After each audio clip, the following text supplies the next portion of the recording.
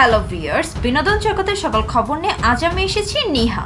আবারও শাকিব ও ইথিকার জুটি। প্রিয়তমা ছবিতে জুটি বেঁধেছিলেন ঢাকায় ছবির নায়ক শাকিব খান ও কলকাতার নায়িকা ইথিকা পাল।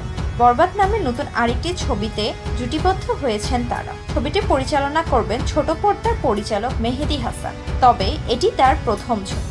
বিষয়টি নিয়ে পরিচালক মুখ না খুললেও তার এক ঘনিষ্ঠ সূত্র বলছেন, অনেক আগে শাকিব খান ও ইথিকা পাল ছবিটিতে জুটি চুক্তিবদ্ধ হয়েছে।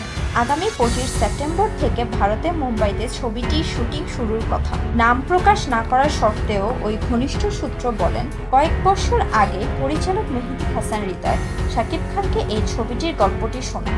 আগামী 25 সেপ্টেম্বর থেকে টানা 45 দিনের শিডিউল দিয়েছেন শাকিব খান। মুম্বাই ও বাংলাদেশ মিলে শুটিং হবে। ছবির আরও শিল্পীদের নাম কিছুদিনের মধ্যে পরিচালক নিজে থেকেই জানান। তিনি আরও বললেন, শাকিব খানের জন্য ছবির এই গল্প একেবারেই নতুন। ক্যাপশন ঘরানার ছবি এটি। অনেক বড় ক্যানভাস তৈরি হবে। জানা গেছে ঢাকার সিনেমা হলেও দুই বাংলা থেকে শিল্পীর কলাকৌশল থাকছে এই ছবি। গান থাকছে 4।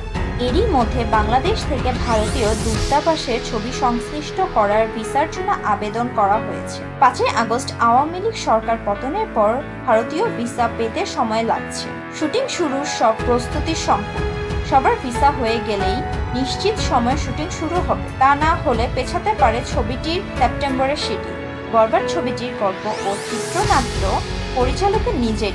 ছবিতে মিশা সওদাগর একটি বিশেষ চরিত্রে অভিনয় করবেন। শাকিব খান সম্পর্কিত আরও তথ্য জানতে আমার চ্যানেলটি সাবস্ক্রাইব করবেন।